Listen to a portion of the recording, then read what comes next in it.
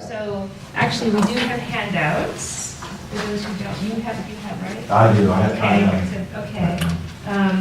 So this is going to be intimate.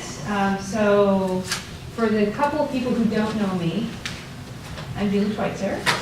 Director of the Mentoring Academy is one of my roles. I'm also co-director of couple training programs in the Clinical and Translational Science Center, and I'm a psychologist and neuroscientist by training. I see patients as well as do a lot of research in behavioral issues, neuroimaging, trauma decision-making, technological interventions, and so forth. But my passion for a long time has been mentoring. And for me, I think a lot of that passion was because I had great mentors. They weren't all great. There were a couple who were pretty poor. But for the most part, at each stage in my career, I had some really outstanding mentors. And one of them, I said to him, well, how can I thank you? And he said, just pay it forward. And so that's sort of been where I felt like how I could give back is that way. So these are our objectives. So most of you might know about these. So we'll go through what the resources we have here, talk about characteristics of great mentors, what different types of roles mentors can play, and tools we have to enhance mentor-mentee matching, and talking about sharing expectations so people are on the same page, which is oftentimes where mentoring breaks down because people don't have a good shared understanding of what their roles are with one another. So this is for the people who don't know about the Mentoring Academy. It's really primarily formed for working with faculty. I think within the residencies there are other resources, and the Davis campus they have resources, but we work together to help share resources. But the goal is to help make sure that we help junior people reach their full potential, and we recognize to be able to do that, we have to support people in their mentoring, and part of that is by enhancing mentoring skills, but also reward and recognition for those who are doing mentoring. Because good mentoring takes time and effort, and we want to make sure that there's more recognition of that, because historically there has not been much recognition for that. So I was going to say we could break up the groups, so we could break up in one group right here, and talk about a characteristic or behavior of a mentor that has influenced you. Dave, you've probably seen me talk about this before in some of the workshops, but a characteristic or behavior that you have thought about in your own mentoring practices, something that you've emulated or something you said, I will never be that way. Like I said, most of mine have been positive, but there's a couple that have not been. So I'll give you an example of one of the negative ones. I had one mentor who I thought was very meddling. She wanted to know a lot about my private life, and I thought she, when it began a barrier, was trying to give me advice about my boyfriend at the time, and I just thought, no, that's not your purview. But I've had another mentor he was actually my former department chair, and he gave me every networking possibility that he could. So he'd make sure that I was invited to the right meetings, and he would literally physically take me around, introduce me to people. Whenever there was somebody he thought was substantial who was coming to town, he would make sure that I'd be invited to meet with them one-on-one, be invited to dinners and so forth. Most of my money comes from the National Institutes of Mental Health, so one of the people he invited was the director of the National Institutes of Mental Health, and even though I was a very junior assistant professor, he made sure that I had one-on-one time with this person. So that's something I always think about, are the opportunities that I give other people, but also at the negative side, that I try to be careful that I let the mentee open up about their personal life, and once they've opened that up to me, then I will talk to them about it, but I recognize that there should be some boundaries there as well. So I was hoping you all could reveal some of the experiences you've had that's influenced your mentoring. Well, that one comes under my heading of downhill blocking. Yeah, that's the one that leads you down the hill and opens up the holes. I think another could be the person is kind of that rabbit,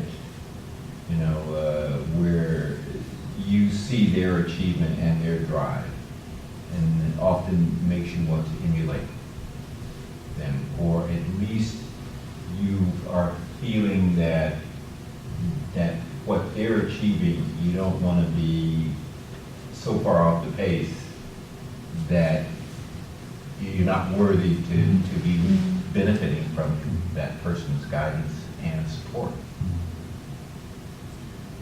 I think for me, so on the positive side, I had a mentor when I was at Berkeley,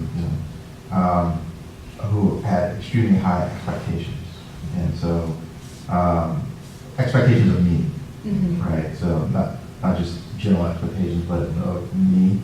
So it made me kind of rethink my own abilities and aspirations based on her view of my capabilities, right? So it was, you know, I think I had high aspirations of what I could do, but it was in sort of the context of sort of local, regional, where I grew up and that type of stuff, and then working with her, it opened up like everything.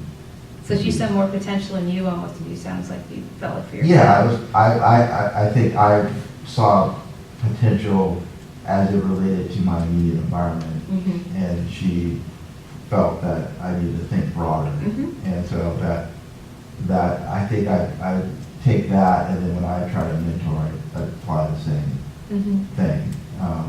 In regards to negative, not necessarily negative, but one of my mentors is a big a developer in my career, but the knock on him traditionally is that he's not going to pick up a phone and help you find a job, or say think about this person. He's more of, if you find a potential job, you can ask me about it, and et cetera, even though he was great for guiding me in other aspects. So what I've done is kind of learn not to do that, and then I would do what you've described. If I'm at a meeting, take my trainees around, because I've seen other people do that as well. That's a difference. Anybody else interested in sharing?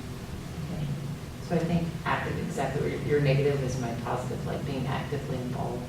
I found that like in the mentoring process, not just being passive. I understand that the mentee is as important as the mentor in the relationship, but if it's all dependent upon the mentee coming to the mentor constantly without the mentor sort of seeking out opportunities for the mentee or suggesting things, as the mentee, I mean, as a junior person, I'll tell you that I don't know everything. I don't know what like potential there is or what opportunities there fully is. And so having somebody who is actively involved in mentoring, I think has always been extremely influential. And then I think that probably the negative, and I think what we all try not to do is mentors to people, is to be judgmental about whatever it is that your mentee wants to do or sort of has aspirations to, but to help them maybe formulate or sort of change that option, even if you might not think it's the best thing for them sort of in the long run. At least that's how I felt, is that when people are very judgmental and say, no, that's completely wrong, I think closes down a relationship instead of allowing it to sort of help guide them into maybe something different, or realizing that, you know, maybe that's the best thing for them.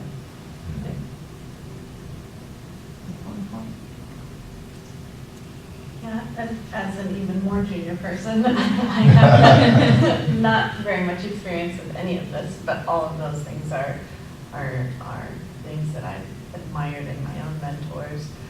One thing that I've particularly been trying to work on as I try to mentor some of the junior residents and interns is being candid without being cruel or judgmental, sort of like what you were saying, but being able to give feedback in a way that is like telling them that what you're doing is not working, but being able to say it in a way that's constructive and not just like you need to fix yourself. So that's kind of what I'm trying to work on. Do you have any questions? And what is your name again? Tim. Tim, okay. I haven't done much mentoring. I'm more, Okay. I'm even more junior than. Okay. But I like when a mentor is not like micromanage, just like they don't hold your hand over looking at it, you be independent Mhm. and do your own learning processes. Mhm. But they don't let you go like, so lost that you get to be confused, what are you doing? Yeah. Well, that's important that you recognize that, because we will talk about that, so. So what are the things, when you think about a great mentor, what are the qualities that you think about? Patience. Yes. Because it's a developmental process, people evolve, and you have to see them over, you have to have patience. For those of you who are not parents, I still liken it so much to parenting, because parenting takes a lot of patience. Yes. I think being positive. Like, you don't have to be cheery or like overly zealous, Mhm. but when you're incredibly negative, it just brings everything else down. Yeah. I think, is this the correct term? Is it empathy, where, Feeling. yeah, like, understand your perspective. Yeah.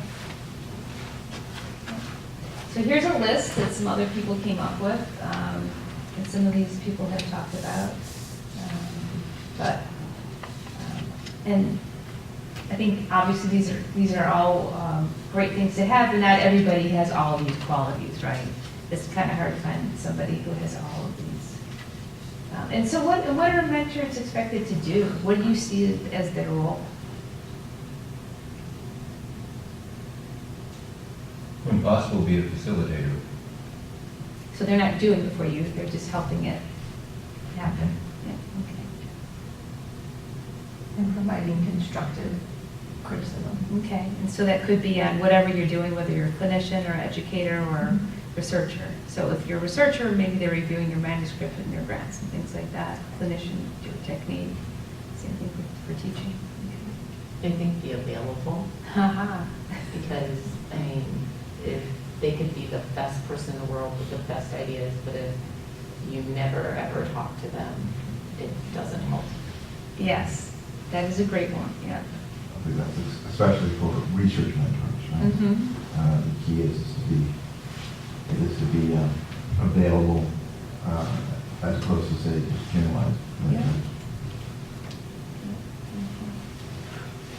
So here's, so time is up there. An advocate, I think that's really important. As Dr. Bogan, as a chair, you could probably talk about that, how important it is, either as a chair to be that way or somebody being mentored to help, be an advocate to help people who don't have the seniority necessarily. So as an advocate, is that more of a sponsor? Yes, as opposed I to- think so, Yeah. but some people are both. Mhm. So that's what we're going to talk about as well. So we'll get, but a sponsor, since you brought it up, so who here doesn't know what a sponsor is? Okay. That most, I can tell you that most talks I go to, I would say 90% of people don't know what a sponsor is. So that's really good that we're doing pretty But well we're probably here. not being honest. It's a small room. So a sponsor is like an advocate. We say it's somebody who talks about you as well. So they help you with networking. They may not necessarily have your particular content expertise. So maybe they could even be in a different discipline. But they're at a level where they can help have you achieve notoriety, whether it's locally within your school or internationally. So for instance, my department chair years ago, he was a depression and anxiety researcher, and my interest was in childhood disorders. But again, he was somebody who could help me get out there and help me with more general sorts of things as well. A sponsor, we say, you have to help make them look good because your reputation is dependent on it. And this is somebody typically who has to be, again, at a pretty high level. So if you blow it, if you're bad, that can seal your career in a negative way. So you've got to be super careful with the sponsor. But I always say, especially for people who are researchers, everybody should have a sponsor. And again, it may not necessarily be the same person as a mentor. Oftentimes it's not. And it could be somebody who's across the country. They don't need to necessarily be at your school, but they help give you opportunities and so forth. So that's definitely something to think about. So somebody who has power, in essence. In many ways, you you may not even know they're sponsoring you. That's right, Because they're in the room where it happens. that's And right. they just bring your name up. Yep. So, Yeah, and for people who aren't soft money, which is a lot of people here, that's another time when I think it's really important, because if this person has the power, and typically they have the resources, if you fall short and there's that gap in your salary or some percent effort that you need to be covered, potentially these people can help you find ways to help cover that, and help facilitate your career at the same time. So they're definitely critical to have.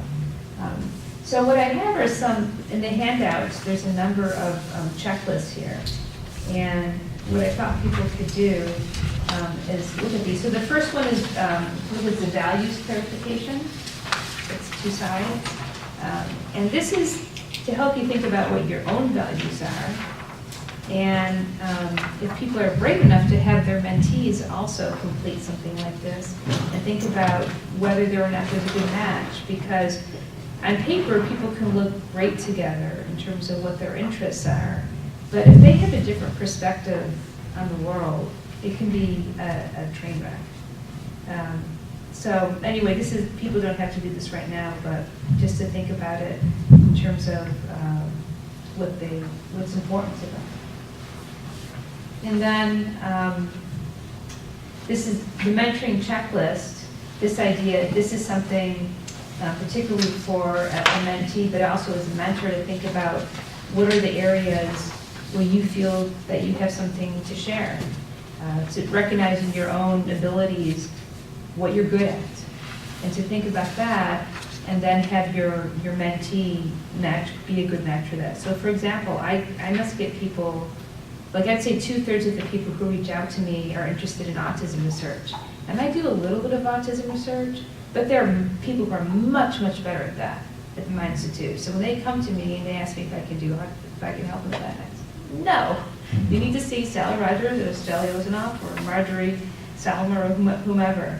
And same thing for some other areas in terms of like coding. I don't do coding, but we do a lot of tech interventions in our lab. But you mentioned something, Tim, that was important too. So to me also, I'm the sort of mentor where I don't have the time at this point in my career where I can micromanage. And there are certain people who need that.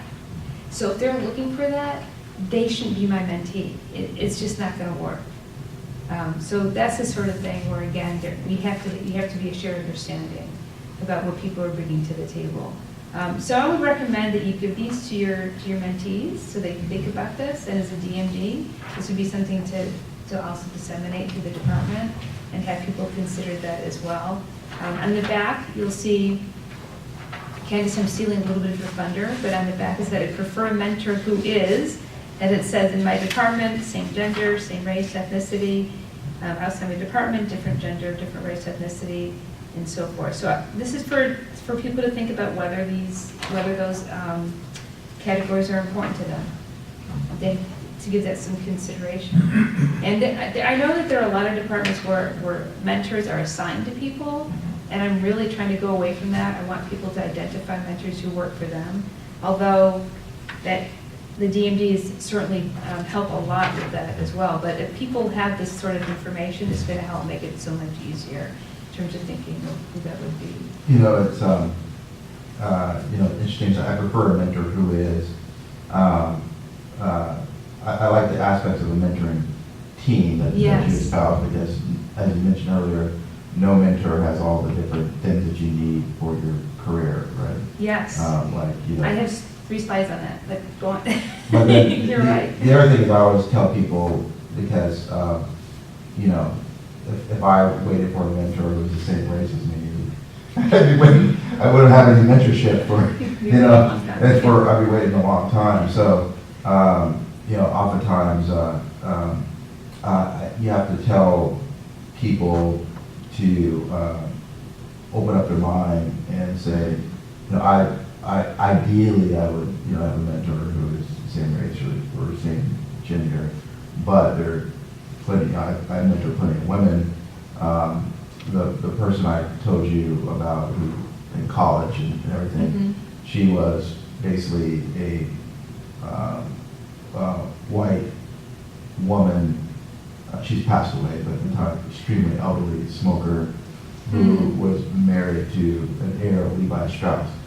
So totally different. No, there was no Venn. Yeah. Only Venn overlap is that we were interested in immunology. Uh-huh. That was the only Venn overlap. But that highlights something of us as a mentor, being open and being able to sort of like think about things that maybe you haven't experienced and how do you help people.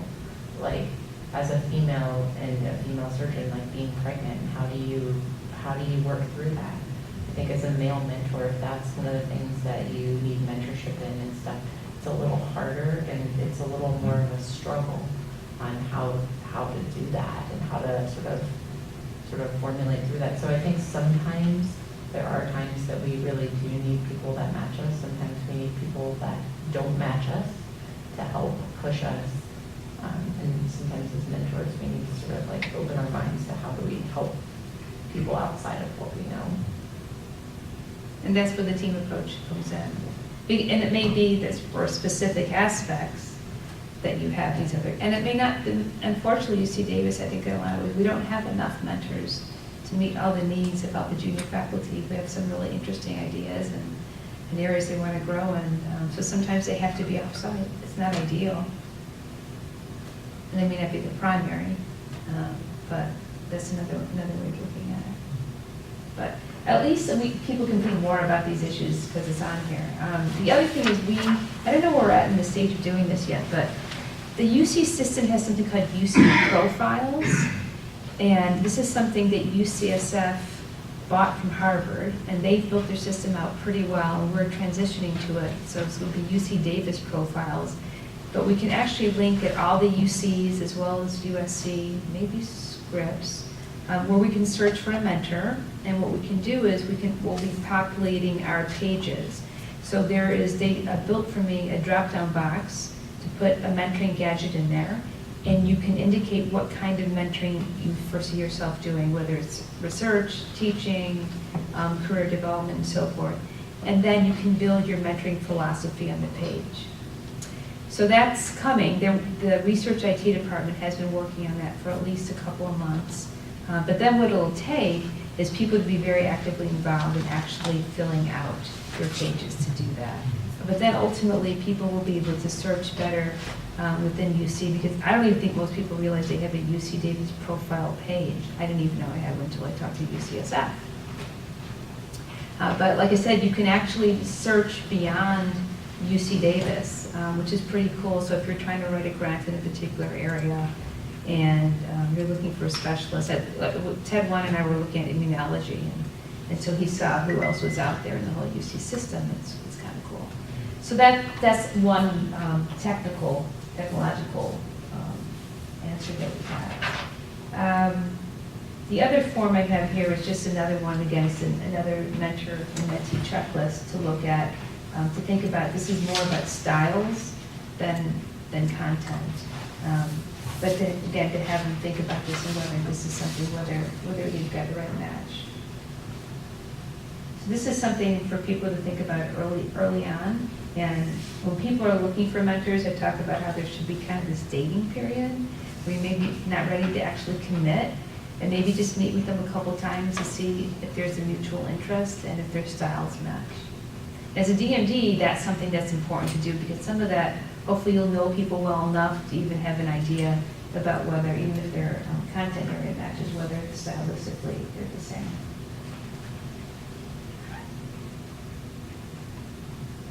I think that I'd stop, but it stops. There is food and some drinks back there too. So this is something you can do it. You can do it home later, but to think about what are you really great at. Again, this would be hopefully maybe in your mentoring philosophy page for UC Davis profiles. And think about what are you not so great at. And if you're not so great at that, that's where the mentoring team comes in, and maybe somebody else you could recruit to help mentor your junior faculty. So here's the team, and this is this idea that whatever your interests are, whether it's clinical, research, education, leadership, or a hybrid, that the team should reflect that. And we do suggest that there's 2 to 4 faculty member.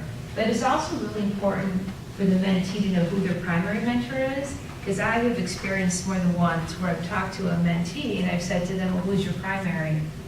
I don't know. I said, well, if you don't know, your mentors don't know. You've got to have something really clear, and if you don't make that clear to them, then they're just, it's going to be hard when it comes down to responsibility and accountability.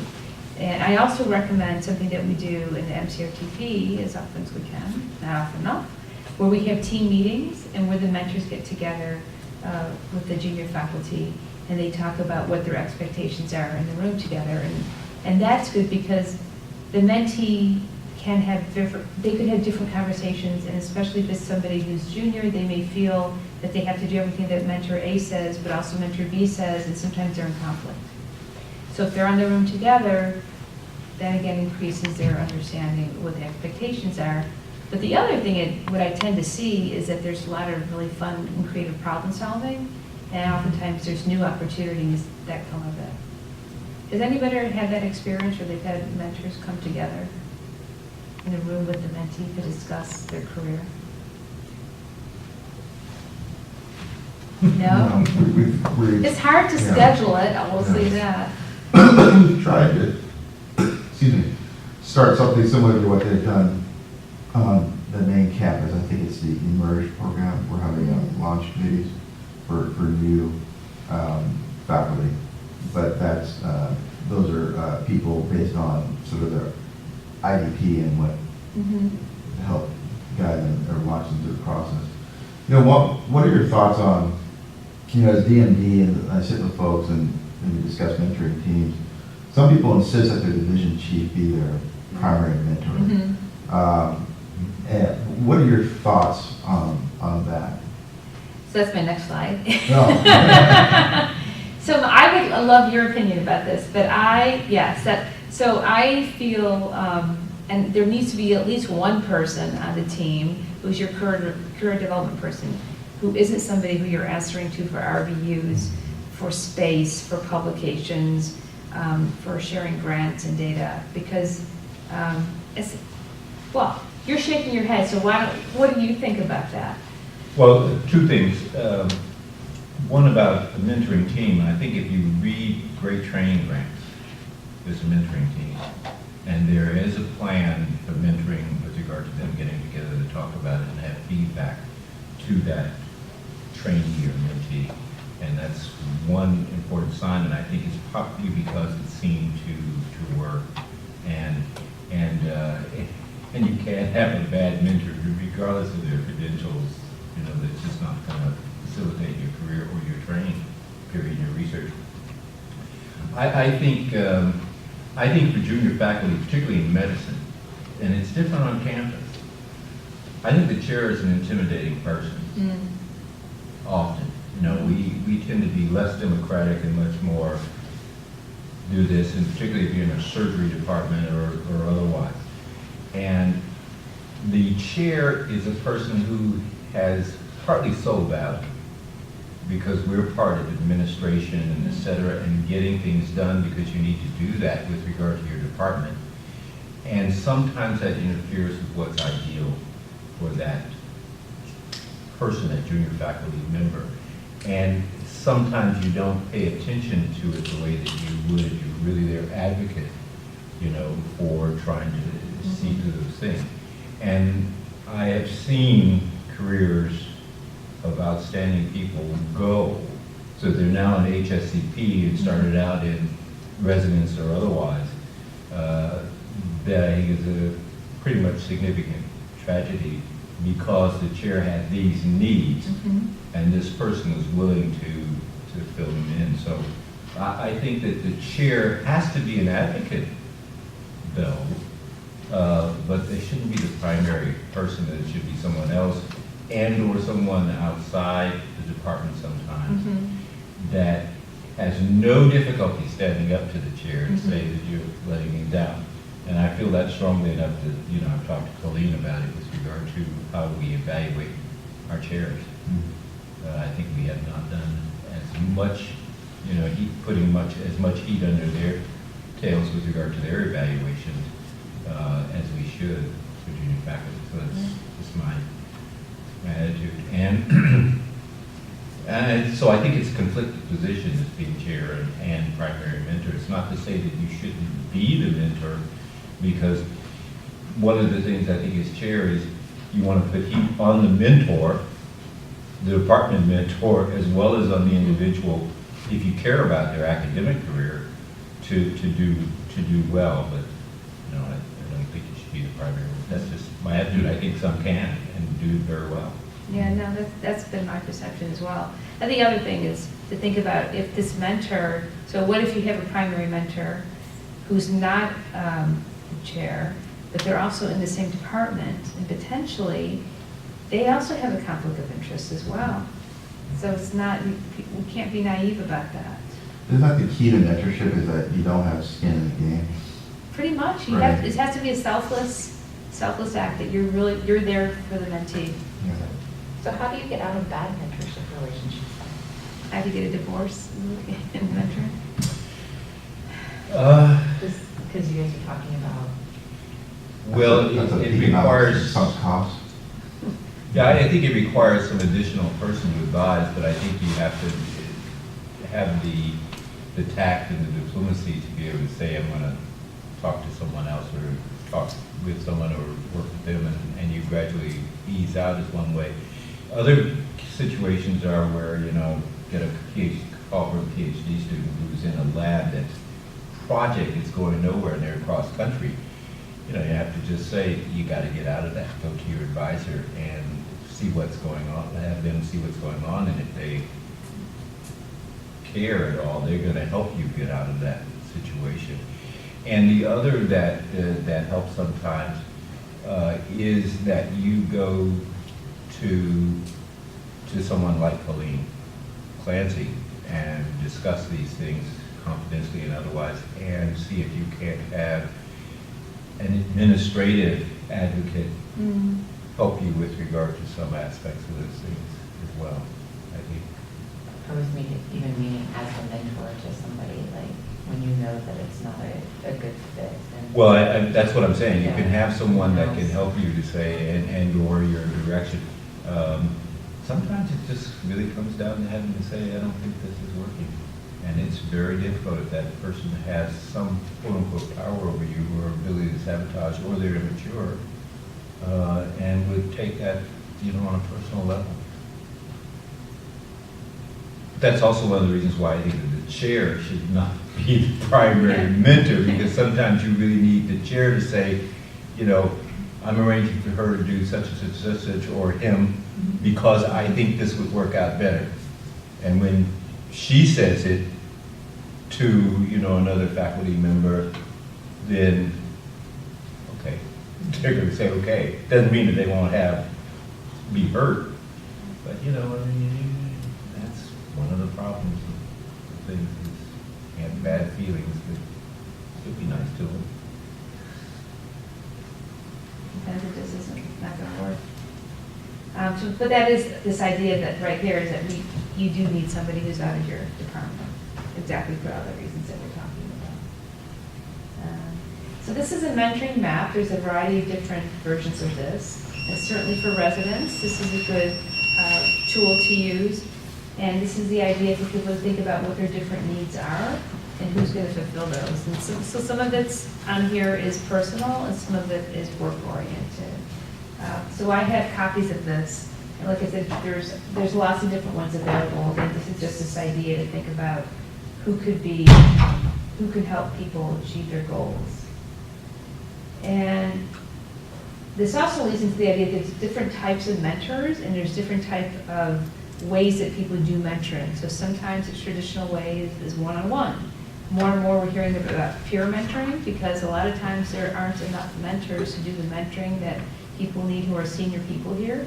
So there is a lot of peer mentoring happening here, and a lot of it is done quite well. So they may not necessarily have the same experience, but they may know something else that's just as valuable that a senior person doesn't. And sometimes there's project mentors up there. It's the idea they work on one specific project, but they're not necessarily a mentor for life and so forth. This is the sponsors, we talked about this. And IDPs. So this is this idea of people need to have really clear expectations. I talked about that in the beginning. And what's being used throughout the country are individual development plans, or IDPs. They started out being used more in the business world, and of late they've been used in academic settings. NIH requires for training grants that people have individual development plans, and that's for graduate students and for postdocs. And they have something that's very intense called the My IDP, which starts out where it's really a review of what your strengths are and what your weaknesses are to help you think about what your needs are. Those aren't necessarily shared with your mentor. I recommend that they do be shared. But what we're doing for junior faculty, Candace knows all about this, is working on something that documented from the beginning is the idea that it's shared with the mentor. And the idea behind it is that it's a tool for communication. It's not to replace the discussion. It is a document, but there should be a discussion, and this is in some sense just a written version of what the mentoring team came up with. And this is just to show you that people have been doing this stuff. Again, people have done some research on IDPs, and there's not a whole lot of research out there, but the research that is out there suggests that people have less conflict with their mentors, and they wind up, they make more money, and they're more likely to get promoted. So there's good reason to be using IDPs. And this is what our the entrance to our new online IDP looks like. And then once you get into it, the mentor and the DMD, they have a dashboard where they can see whether or not the mentee has started their IDP. And this is where the mentee would enter, and they can see whether or not it's been reviewed by the DMD, can see whether or not it's been reviewed and so forth. And unfortunately, this is what the IDP looks like when they start. Unfortunately, one has to go step by step on here because the IT department is not ready to do something as fancy as having us jump around, because we have limits in terms of what they can do. But for us, and for Candace, this is actually Candace's project, where she is looking at a variety of factors, including whether people do the traditional Word document IDP or the online version, whether that makes a difference, because this is something that's more flexible. There's a record for people to check off whether or not they reviewed it or not. People can go to the dashboard and they can find somebody's IDP. They don't have to go searching through their email and so forth. But we're trying to look at it, whether or not there's changes in the mentoring process, and people will be doing a randomized trial. We're asking for volunteers, and they'll be randomized to either the traditional Word document IDP or the online version. Candace, do you want to talk a little bit more? I don't think anybody in I here know. actually qualifies. No, but we do have a potential I know. DMD here. Yes, we have somebody on the other side. But, so basically, we're looking at it and trying to look at gender and see if that makes a difference in a variety of factors of sort of influencing this process. If this helps facilitate some of the writing, some of the communication, because a lot of times mentoring processes are going through, these are short, people run out, they don't finish. There's a variety of things that this allows people to live at their own pace and sort of have an ability to communicate in a different way. And something that we already do, but maybe isn't utilized as well as we'd hope. And people receive gift cards. They do, they receive, so to advertise our thing. So basically, we're gonna spend a year with our volunteers, evaluating them sort of at the beginning, assigning them to either the traditional paper IDP or the computerized IDP, and then sort of switching everybody to the computerized IDP, because that's where we're sort of going to go as a university overall, and reward people for their time. It's probably a 10-minute survey, sort of at the start at 6 months and at a year, for about $75 or $80 worth of gift cards. Yep. Right. And we're actually the first ones to be able to launch this in the nation in the school of medicine for all faculty. So University of Pittsburgh has one for researchers that they're launching, but we're the first group to do it for faculty at all different types of series and tracks. So, So you can feel David in leadership. Vision statement is one other piece of one other page that I gave you. And this is something that we do in our training programs that I borrowed from Lucky Lara, and I really like it. It's the idea that you have people in a narrative talk about where they envision themselves. And I love reading these as a training director, and I think they're helpful, again, for the training in terms of self-reflection, like some of the other tools we have. But doing it as a narrative I have found really interesting, and I just learn about people on a different level, and I think it helps thinking about how we can find the resources to help them meet their goals, because typically they include personal goals as well in there, so I recommend that. And then we need to think about, we talked a little bit about this earlier, but and I'm glad to hear that Perry did a workshop on unconscious bias and microaggressions and so forth. But this is something that we need to think about as mentors and as DMDs about reaching out to people. I don't need to talk to people. People here have a good idea, I think.